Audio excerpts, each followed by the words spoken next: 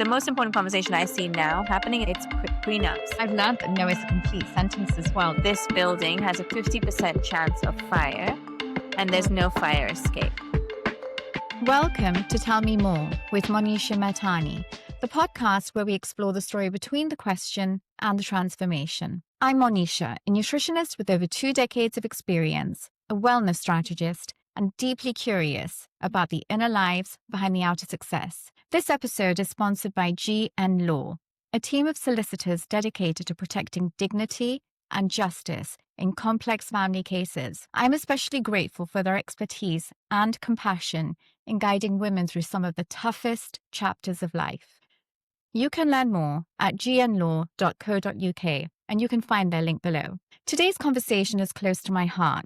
It's about navigating change, specifically divorce, and in how you can move through it with dignity, clarity, and care. This episode isn't legal advice. It's compassionate guidance for anyone in the messy middle. So let's jump in. My guest today is Natasha Mahtani, a relationship and divorce coach and financial well-being expert. Natasha works with women to rebuild not only their practical lives, but also their confidence and identity during and after divorce. Welcome, Natasha, to Tell Me More. Thanks, Monisha. Thanks for having me.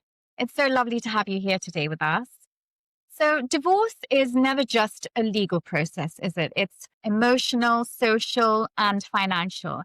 And women often face judgment and pressure, but they also face the chance to rebuild. And today we're talking about women because women often face more challenges than men, I think. And that's why today I wanted to talk about boundaries, resilience, and financial health, and how women can carry themselves through that journey with strength. Yeah, let's get into it. Okay, so I think children is a really good place to start because when families separate, children are often the ones we worry about the most. They're always at the forefront of any conversation, from school life to emotional and, mental well-being, right? So sometimes they get caught in the middle of stories that just don't match reality. One parent is claiming access is being blocked when in fact it's really quite the opposite and they haven't even shown up in court hearings, perhaps about custody. How can women protect both themselves and their children emotionally when this happens? Yeah, that's a great question. And, unfortunately, it just comes down to that sense of like releasing control, because you can protect your children, but you can't control the narrative, right? Or depending on what the other person is saying. And, we've all heard examples of where one party has been particularly nasty or tries to say something, direct the narrative that's maybe not sort of true to that. I think when it comes to children, it's just really important that it's age appropriate. I think that's the most important thing. I also think the second most important thing is ensuring that you're not using your children almost as your emotional support, using them to go through what you're experiencing. I have seen situations where women will tell the children, when you go to your dad's, can you tell him this, or tell him he needs to pay for that? And I just think that's not particularly appropriate. So I just think being very clear with your children in an age appropriate manner is what's going to help them get through it. And that's both sides, women and men. Okay. But where do you draw the line between protecting children and over-explaining and protecting their innocence, protecting their dignity as well, their mental health, their emotional well-being? Because that can be very difficult, because I think the guidance is critical so that the burden doesn't pass on to them, really. Yeah. And you're right. So children, depending on their age, will very naturally blame themselves, especially when it comes to divorce. So in my situation, for example, my child is quite young. And one of the things I made sure I said to him from a very, very young age, I think he was 2, I said to him, families come in all shapes and sizes. Some families have a mom and dad. Some only have a mom. Some only have a dad. Some children live with their grandparents. Some people have 2 moms. Some people have 2 dads. But at the end of the day, family are the people who love you, who are your family. And then he would name everything. And I think so he grew up almost feeling like his situation wasn't any different to anyone else's because he had a family. It didn't matter how that family was. It didn't matter that he didn't have a father in that kind of situation, at that very young age, he just needed to know that he was loved. And so I think that's a really key part that people miss in worrying about children all the time. Sometimes we forget that all children need to know is that they're loved and that it's not their fault. And I think that if people are in a co-parenting relationship, that's fantastic, because I would suggest they go through like mediation or work with a coach to learn how to work together so that they're on the same page. So that even telling the children, for example, is something they do together. And it's very much like, we've decided not to be together, but we love you so much. Children just need to feel that sense of love. That works in situations where two parents are co-parenting, or perhaps two families are working together. But Yeah. what if one side of, the families is, or one parent is changing the narrative, the other parent is not sort of making any effort, and that can really affect the children. So does that responsibility fall just on one parent? Yeah, I mean, unfortunately, in the scenario you're talking about, it sounds like it, because if one parent, doesn't want to have any sort of interactions with the children, then it will no doubt fall to the parent who is taking care of the children, right? And so it's an unfortunate situation. That's something I've experienced as well. And there's nothing you can do about it. I truly believe that you cannot force anyone to be in anyone's life. It's just then explaining to the children that maybe, unfortunately, this person doesn't know how to be a parent or doesn't want to be a parent or needs to take their own time to learn how to be a parent, just so that the children are not blaming themselves. So what support systems would you recommend, whether that's school pastoral teams, child therapy, co-parenting apps, perhaps where they don't really communicate? I don't know if there's anything like that, or, journaling. Like, what would you recommend for the children involved? Yeah. So I would definitely always mention it to the school, because children spend so many hours at school. And so it's really important that the school understand what they're experiencing at home so that you can work together. Like, the parent at home can work together with the teacher or the head of inclusion or someone at school who's can look out for the child. I think that's really important. Again, when the child is old enough, journaling is an excellent tool that they can use, just so that if they don't feel like they can speak about it, they have the opportunity to write about it, and that should be confidential and in their room and something for them. And I think if the kids are older and they're coming into their like preteens and teens, then suggesting counseling can be really powerful, because children, for the most part, will talk to, if they're with their mum, they will talk to their mum until a certain age. And then they get to a certain age and they're having to deal with so much, right? Like hormones and everything else. And so, yeah. And so I think having the option of speaking to someone that's outside of their immediate family can be really powerful for them. And what age do you think that changes? When do you think children stop speaking to parents and need perhaps a professional? And do you think that differs between girls and boys as well? Because of what I've seen, boys are a little bit more sensitive and perhaps not so communicative as they could be. Yeah, I don't know. I have a boy and he's super communicative. Sometimes I'm like, you're talking to me Okay. too much.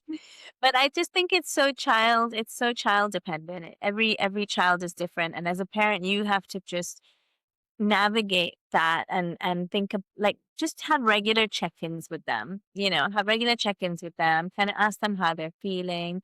It is, it is a really unfortunate situation to be in, but if anyone finds themselves in that situation, unfortunately, they have to be the stronger person. They have to be the bigger person. They have to be, the person that takes on that challenge, cares for their children, and does the best they can do, given their version of the world.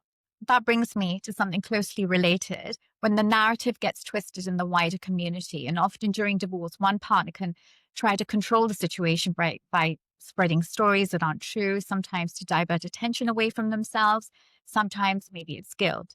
So, how would you help women protect their dignity when gossip or perhaps even slander feels louder than truth? Because I've seen how defamatory stories can be used as a weapon against a person, their whole dignity and their character. And that's just not, it's just not right. So that's where support becomes essential, because navigating not just the legal process, but also the social judgment can feel very overwhelming, because like you said, you want to be the bigger person and, but And, we always believe that silence is golden, but then you also have a right to protect yourself. So, what does choosing silence with strength look like? Yeah. So I truly believe two things. One, I believe that gossip thrives when you engage with it. And there is a time and place to be silent. Sometimes protecting your dignity means staying silent in those right places, but also doing things like documenting key facts and thinking about like whether it's emails you want to keep or messages that you want to keep so that you have those facts, at least for your children. And then also surrounding yourself with people who know your truth.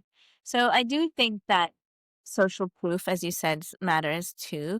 But I also truly believe that actions speak louder than words. And specific to the South Asian community, I'm a big believer in the fact that people know what people are like.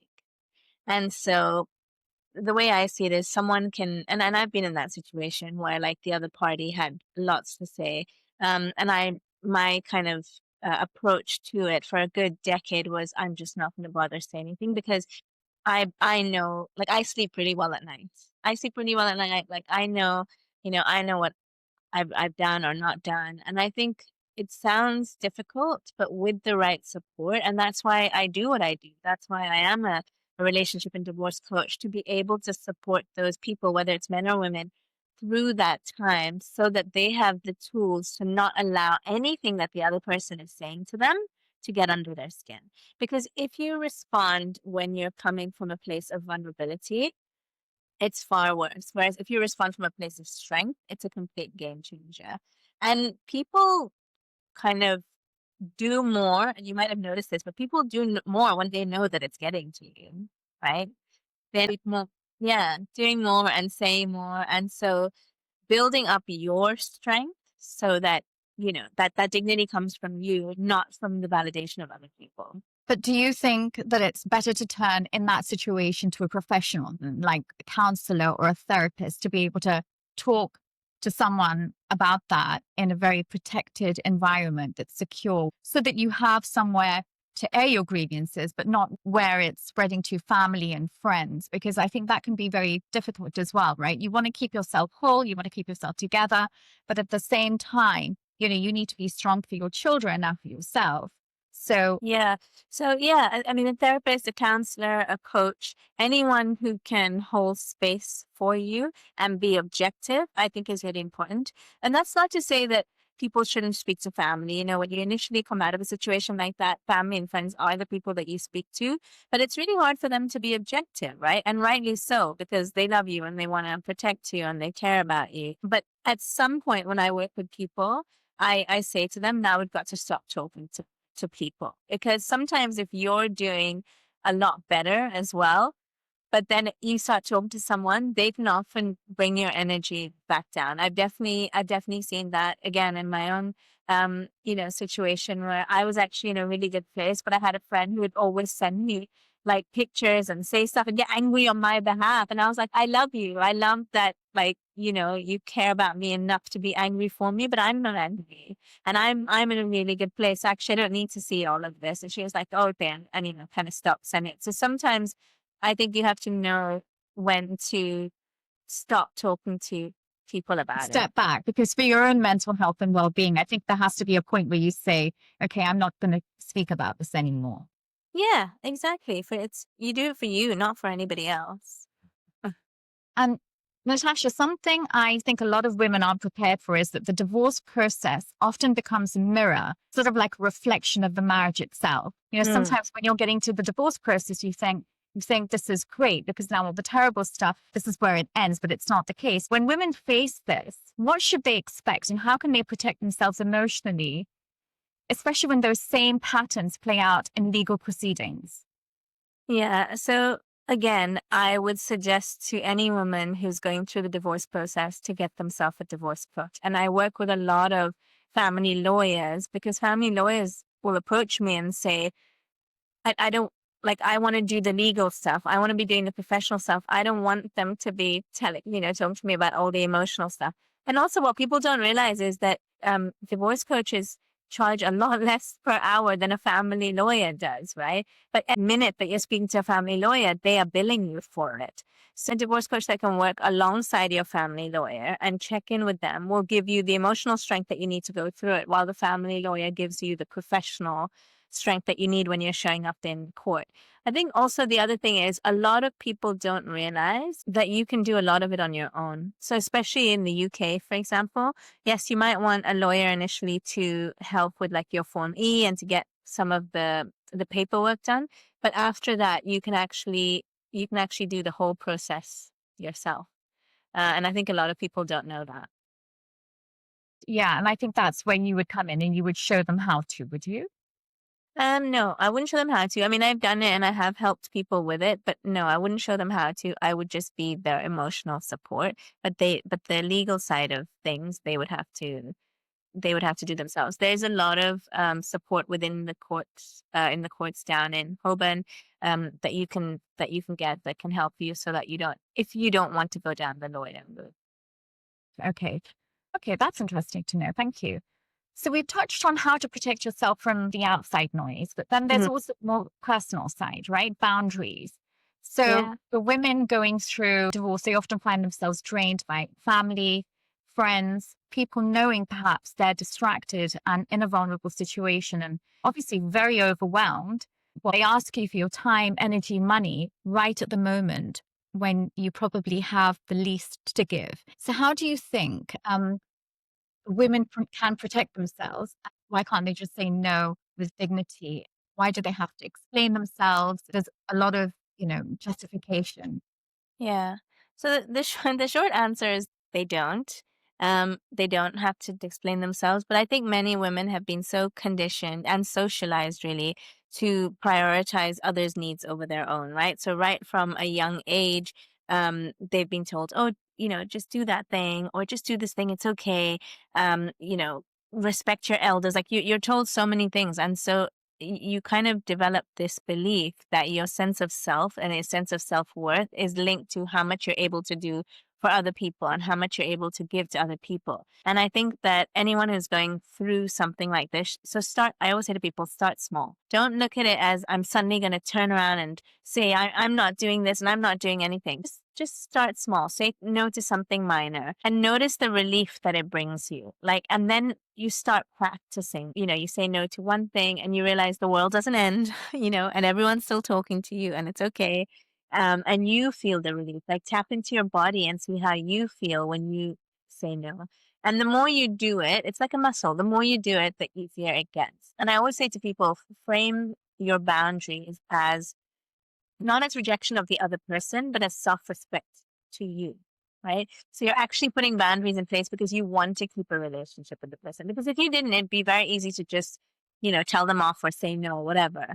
But you want to be able to keep a relationship with that person. And so I think saying no to the small things and then building up over time, it becomes empowering rather than guilt inducing. Yeah, because it's also about saying no and, setting boundaries without feeling guilty as well, right? And to overextend themselves. And we feel like it's our job and our duty to be able to be there for other people because we're so used to doing that.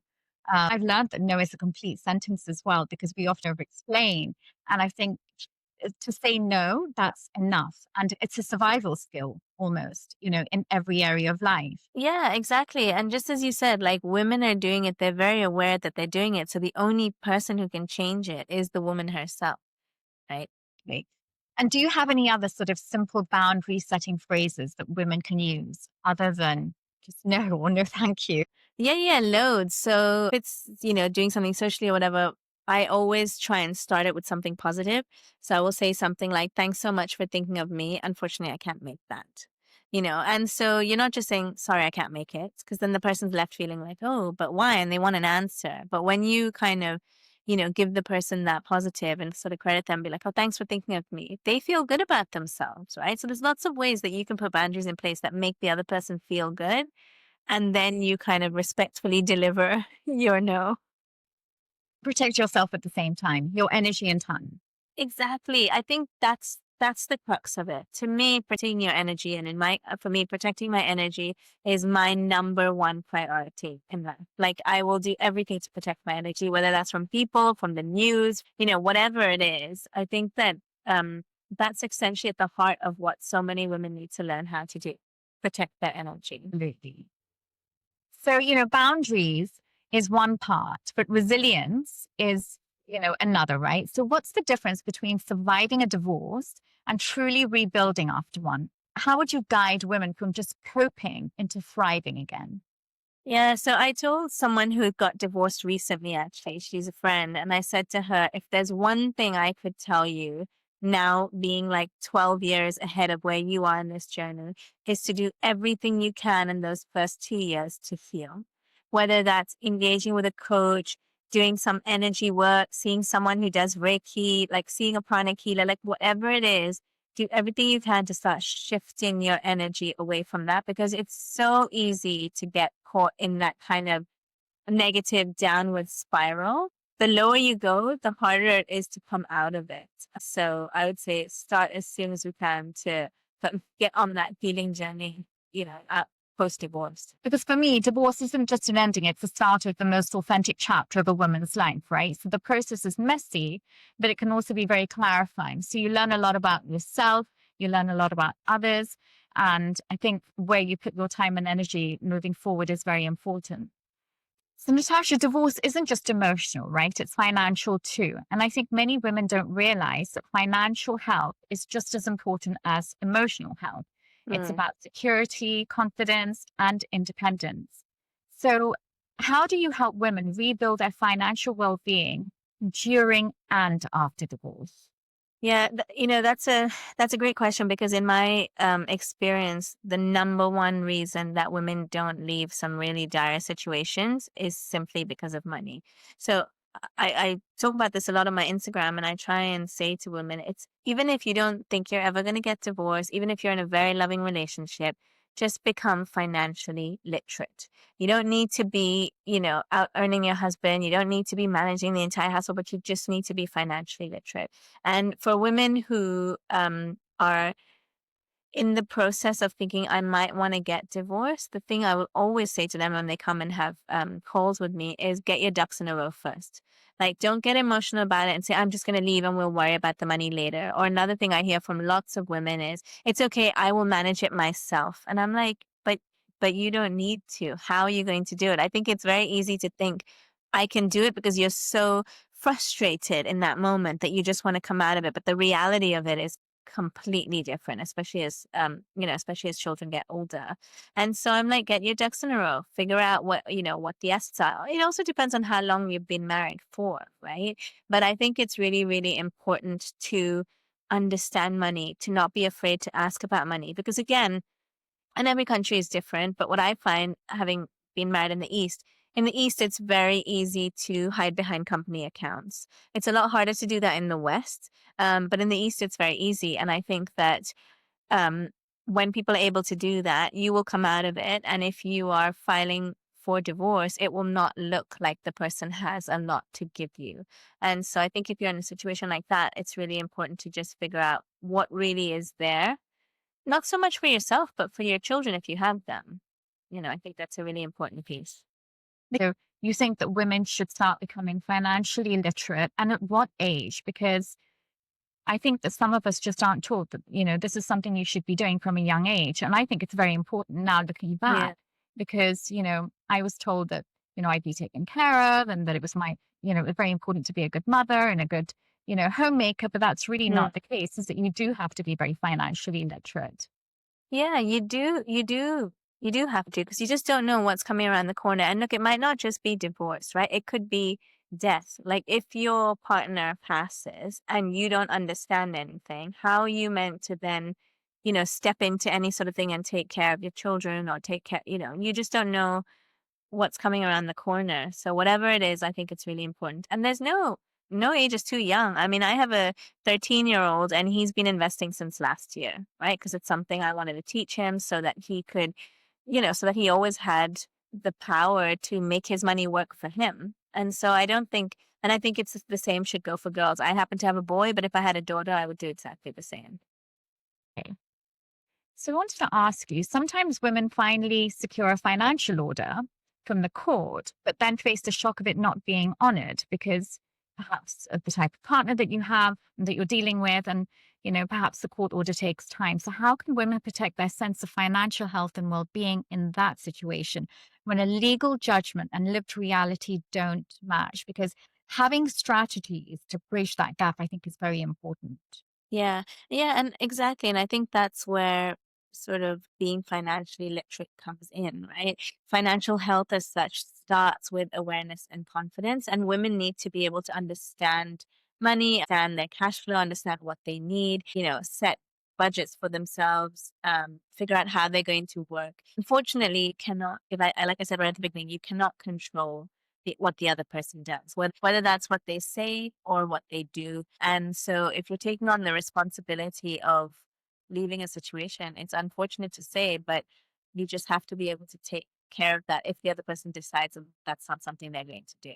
I mean, you can fight it out, right? People can spend years in court and fight it out, but essentially it's going to just come down to where you're filing. That's a big part of it. If it's across different countries, it could be quite expensive. You can have an order in the UK, for example, and you can have it mirrored in another country. Laws in countries are different, and in some countries they just don't follow the It same takes laws. time. Yeah. It takes time, and they don't follow the same laws as the UK. So it just depends on where it is. And of course, another part of financial and emotional health during a divorce is having the right legal team and the support. Yes. For many women, finding a solicitor who truly understands them can be very overwhelming. So what Yeah. should women look out for when choosing a family lawyer in the UK? And what questions can they ask to know if it's the right fit for them? Because it actually took me, just to give you a little bit of background, it took me 5 years to find the right legal team. So I know that can be very, very challenging. And I think that when you do find the right team, it can change everything because you feel legally and emotionally supported as well. You feel protected. You find that, now you have someone fighting for your rights and sort of justice, which makes you feel that you've been seen and heard, fairly. But what are the initial steps that someone can take so that they don't have to do that for 5 years like I did? Yeah. So what did you feel the first 3 years, for example, didn't give you? So for me, my situation was quite sort of unique in that it was a cross jurisdiction case. So it was really about someone that would take on my case because it was very expensive. Nobody really wanted to do it because of the laws. I didn't even know if I was divorced or married for a very long time. I kept telling different people different things because I really had no clue. I was divorced in a different jurisdiction. So I thought, oh, I'm divorced. But really, for me, when I found out 3 years later that you're not divorced because you haven't seen papers, you haven't signed documents. That was actually very empowering for me. It worked out to my advantage in the long run. But, it's very confusing. And I just felt that I was sort of, left in this really messy situation, not being able to do anything. So just out of experience, for me, I think getting the right advice from the onset is very, very important. But it's a tricky situation. So I think, and that's why I ask, because I think it's really important to figure out, like, what is it that you need? So what is it that each person needs? If it's just two people who are in the UK, that can be quite easy. The next layer to that, I would say, is decide how aggressive you want to be, right? So that's a really important piece because you can get some lawyers who are known to be really aggressive. And if that's what you want, then that's the kind of person you need to go to. Just know that person's not going to have the same bedside manner as someone who's going to sit down and speak to you quite nicely. They have a reputation for a reason. If it's cross jurisdiction, I would always recommend, I will say women because it's mainly women that come to me. I will always say, if you're filing in the UK, but the other person is in, I don't know, for argument's sake, let's just say Singapore, then I would say to the person, if you're filing in the UK, go and speak to the top 3 best lawyers in Singapore just to create conflicts of interest, because then the other person can't speak to those lawyers. And people don't tell women this, but I think that's an interesting strategy. It's a really important piece because I think that they can't do that. And then even in the UK as well, you could speak to a couple of people. Most lawyers are quite happy to have that first conversation as a complimentary conversation. You can that's what I would say. Pick like your top 5 and have meetings with all of them. See whose strategy you like. At the end of the day, lawyers want your business. If they want your business, some lawyers are charging 800 to £1,000 plus VAT. They want your business because they know that it's going to be X amount of hours and they're going to, they're going to earn that. And so use that 1 hour consultation to see who you like. Ask them questions like, have you done cross-jurisdiction cases before? If you feel it's necessary for you, ask them whether they work with private investigators. I mean, it really depends on the situation, but there's so many things to consider as opposed to just, do I feel seen and heard? Depending on how complicated the case is, you might need to ask them if they've worked like, just as an example, I work with quite a few family lawyers, but one of them, she said to me, like, I've never done any work between India or the UK. So if it was someone who had assets in India and stuff, we wouldn't know how to deal with that. Whereas I work with another family lawyer who is Indian and he knows everything there is to know about like dowry and gold and all and family jewelry and heirlooms and stuff. So I think it's very important as well, isn't it? Because we often overlook that. Exactly. Because, when you're in the process of getting divorced, you're not looking to take your jewelry. Yeah. You're thinking about your children. You're thinking about safety. So that is a very important factor because now the laws have changed. We're talking about South Asian women, so Indian women. What in terms of the gifts that they receive or that the jewelry belongs to them? Because I know a lot of women, their jewelry isn't kept with them. It's kept in a locker, and then the locker is in somebody else's name. So women on the receiving end of that, if you're not sort of clued up on all of these things, and it's ironic because that's not something you go into a marriage thinking. So it's a very catch-22 situation. Yeah. And again, it's, we've been so socialized to think that we just need to be so agreeable, right? So if you're married look, again, it depends on your age, right? Like in my 20s, if someone said to me, oh, the locker is going to be in this name, is that okay? I'd be like, yeah, of course, whatever, it's all one. If you ask me today, I'd be like, no one's coming near my stuff, right? So it really depends on your experience. But because we've been so socialized to just do right by like in-laws or do right by our husband, that women often like just look over the things that seem so normal to someone who's not South Asian. And someone who's not South Asian, if you had to say to them, oh, this is what happens, they'd be like, that's weird. I think just being more open-minded and mindful is really, really important for South Asians. And I think having the strength to sort of stand your ground as well, because sometimes you could be in a family where you say things and it's just not accepted. So that can also be quite tricky because, when you're sort of alone in a situation, how do you navigate that? So I think that has changed quite a lot. I think that's changed even in the last sort of like 10 years. I speak to a lot of young women now and I coach a lot of young women and they don't see things the way like you and I may see them being like that, sort of 10 to 15 years older than them. So it is changing, which I think is a great thing. I'm seeing a lot more equality in relationships, even in the East, even in the UK. So I think that is changing rapidly. So do you think that while the women are sort of changing their views, do you think the men are as well? Because I think that's very important. I think it has to be both sides, right? It does have to be both sides. And I think the reason a lot of relationships aren't working now is because there's a gap. There's a gap between sort of where a woman is at now that she's listening to other women on social media, or Instagram or TikTok, and she's changing her point of view. And a lot of men, unfortunately, are still very much stuck in an older, sort of mentality.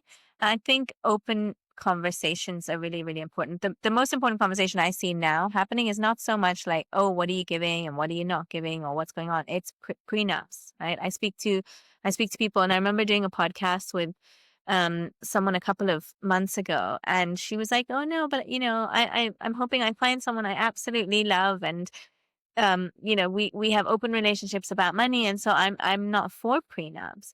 And I said to her, okay, I want you to imagine that you like find your dream apartment, right? You've been looking at apartments for ages. You find a dream apartment and it's got everything you want, like huge bedrooms and floor to ceiling windows and all of it. And you're like, okay, this is the apartment I'm going to go with. And the agent says to you, okay, that's fine. I just need to tell you that this building has a 50% chance of fire and there's no fire escape. Would you still like the apartment? And she was like, No, I wouldn't. And I was like, exactly. Like, let's not look at it from a very emotional point of view and think, oh no, but I love this person. Like, we're always going to be together, because you just don't know. And I think things like prenups, which are conversations we have to have now, which we didn't have 20 years ago, for example, we need to be speaking to women about now. That's the next step. For both sides, it's very For important, both right? sides, yes. It's not Yeah, just, oh, protect the women, because they yeah, both might be working. It's to protect both of them. exactly. And I think that's a really important factor that women should be, well, both parties should be thinking about, actually. Yeah. So, when women have been legally and emotionally supported, what are the first practical steps they can take towards financial stability, whether that's, for essential expenses, debt check, credit score, or building an emergency fund? What can they do immediately when they find themselves in that situation? Yeah. So I would say start with a sort of cash flow snapshot. So there's so many apps you can download and use, and just put in like what is coming in, what is going out, so that very clearly you can see what you have at the end of it all, right? So looking at your fixed costs, and then looking at your variable costs each month, looking at like your essential expenses, your debts, like credit score, all of that. Yes, an emergency fund, is really, really important. Again, you don't know what happens, if you need to have that. And it seems like really small things, but just taking those little steps really give immediate sort of clarity and control. I always say to people, look at it as like a ladder. You need to get to the top, but don't look at the entire ladder. Just look at each rung, Step. each step. Yeah, exactly. So that you can take the next step. And then, yeah, if there's one thing I would say to people, it's learn to invest. And if you're living in London, Yeah. um, Well, you've anywhere, to recently be honest, moved. anywhere in the world now, whether you're in London or Dubai or New York, Hong Kong, Singapore, Sydney, it, A really rigid plan of yes. how you're going to do it, right? Yeah. Yeah, you do. Right. That's the reality of it, unfortunately. So, Natasha, how do you help women reclaim joy, identity, and their voice? And what daily rituals can protect nervous system calm, whether that's sleep? I know that sleep is essential, movement, food, journaling, boundary, Yeah. things like that. Yes, again, they feel so tiny, but things like that, making sure that you're getting enough sleep, making sure that you're getting enough movement. Journaling is a really powerful tool to just get everything you're feeling like out of your head and onto something. You can voice note it, you can type it, you can write it, like whatever works, whatever works for you. And of course, nourishing food. I mean, as a nutritionist yourself, you know that it's so easy to be like, I'm just going to sit here on the couch with a bottle of wine and popcorn. You're going to feel far worse after that.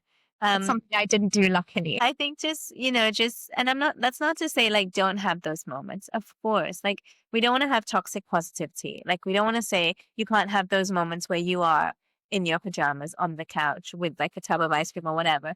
But I think as long as the majority of the time you're trying to do those small things that make you feel better and that make you feel good, and just sort of push the needle a little bit, so that each each day is just better than the others. And also the one thing I would say is that getting divorced is a major form of grief. People don't realize, right? They think that you experience quick grief if there's like the death of a loved one, but divorce is like second to death. And so grief is not linear. You're going to have days where, you feel great and you're like, right, this is it. Like I've got life by the horns and I'm living. And then you're going to have days where you're like, this is really hard and I'm really struggling with this. And that's okay. Like as long as you're not sitting in that the whole time, and you're able to pull yourself out, through those kind of little daily rituals, I think they're I really, think what really I think helpful. what really worked for me and what I did, and this was the advice I give to if anyone asks. I think Mm, having a diary and just documenting everything that you do during the day and having a plan. So if you're going to the gym,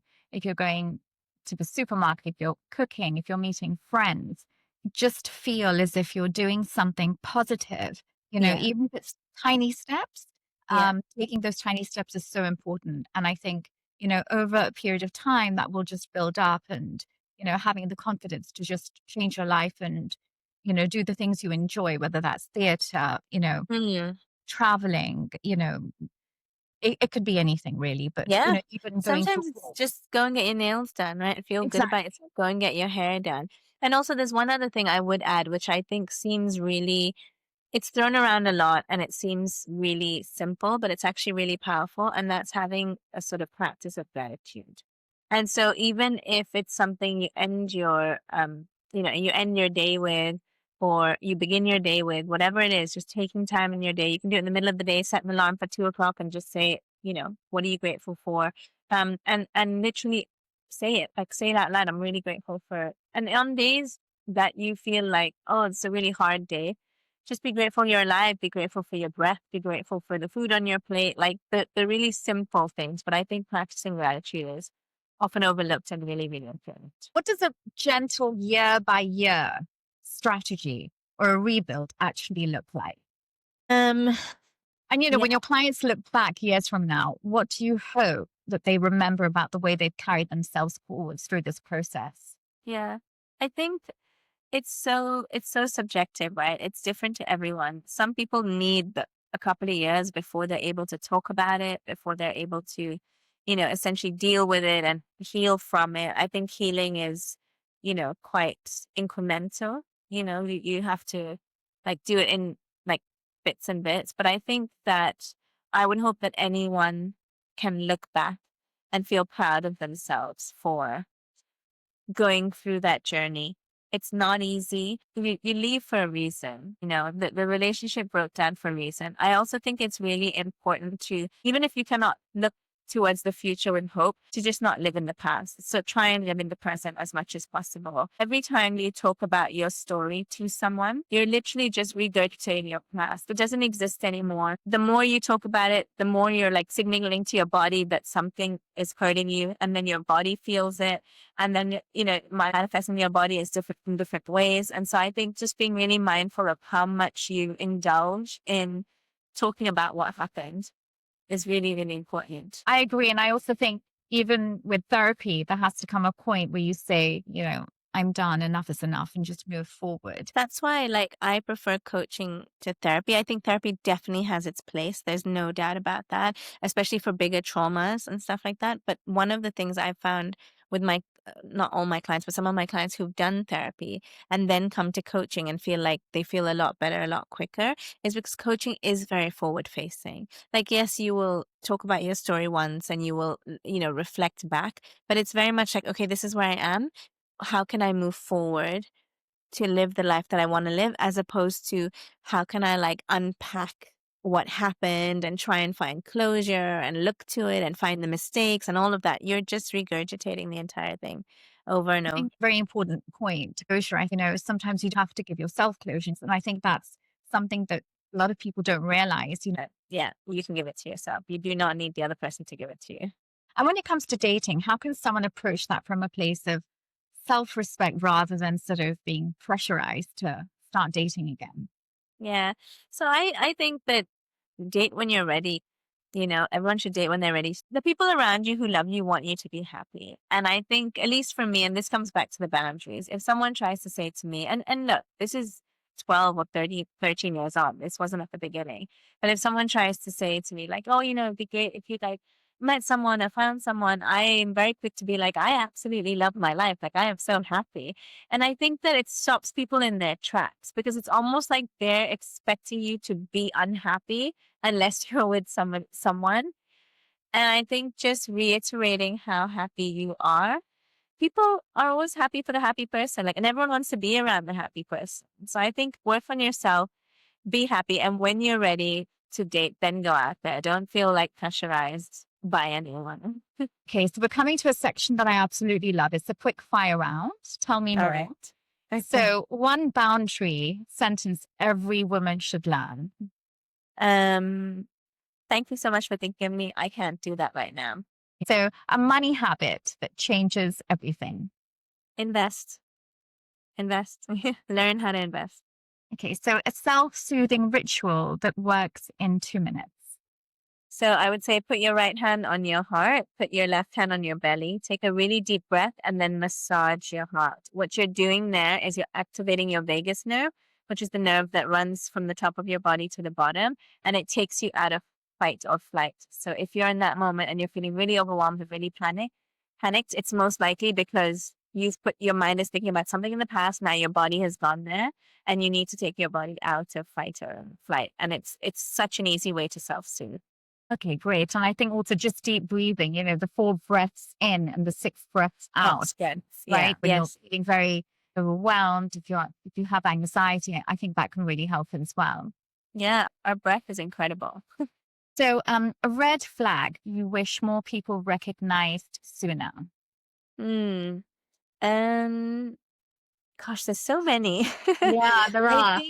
I think if someone is unable to listen to your opinion without telling you that you are wrong, that's a green flag. So if someone's not able to do that, that's a red flag to me. Like, we have to learn to be able to allow someone else to have a different opinion and not make them feel like they're bad, like not gaslight them into thinking that they're wrong because they have that opinion. Because I think women and many people, but women naturally shrink especially if a man tries to say to them like, oh no, you don't know anything you're talking about, especially if they've been socialized to believe that, men know more. I think that's a really big one. And do you think also a lack of communication? Because if some people don't want to communicate, that's a really big red flag as well, which I think sometimes we overlook. Yeah, that can be a red flag. I think that we just have to be mindful that everyone communicates based on the blueprint they were given growing up about what communication looks like. I think, if someone's not communicating the way that you want to, then you need to sit them down and be like, hey, like, this is how I communicate, and I feel really safe when I know that the other person is like saying this or hearing it or whatever. And then if you've said that and they don't communicate in the same way, then yeah, maybe that's not right. But you have to give them the opportunity to explain, because everyone's different. Some people are just quieter. Some people don't like WhatsApp chat because you can't gauge tone. Some people aren't very chatty on the phone. So, it's not an immediate red flag. I would say give them the opportunity to explain themselves. Mhm. A reframe you give your clients on tough days. Um, if they're having a tough day, I will say to them, you're having a tough hour. So look at it as, I'm having a tough hour. The day can be so much better. And if you feel the day is not great, okay, I'm having a tough day. The week is going to be so much better. I think bringing it back down to that kind of microcosm, like that moment, and being like, this moment is not great, but it doesn't need to ruin my whole day. As opposed to just being like, well, the day's a write-off now, Natasha, thank you for being here today. Thanks, Monisha. It's been an absolute pleasure. It was really lovely speaking with you. You too. Thank you for practical wisdom and bring dignity to such a difficult topic. If this episode resonated with you, I'd love for you to follow and subscribe so you never miss a conversation that matters. This episode is sponsored by GN Law at gnlaw.co.uk. You can find their link below. If you need support, please reach out to a trusted professional, a solicitor, a qualified therapist, or a financial coach. In the UK, organizations like Citizens Advice, Rights of Women, and Gingerbread can also help signpost next steps. Until next time, protect your peace, honor your truth, and remember that you are more than just this chapter, and life does go on.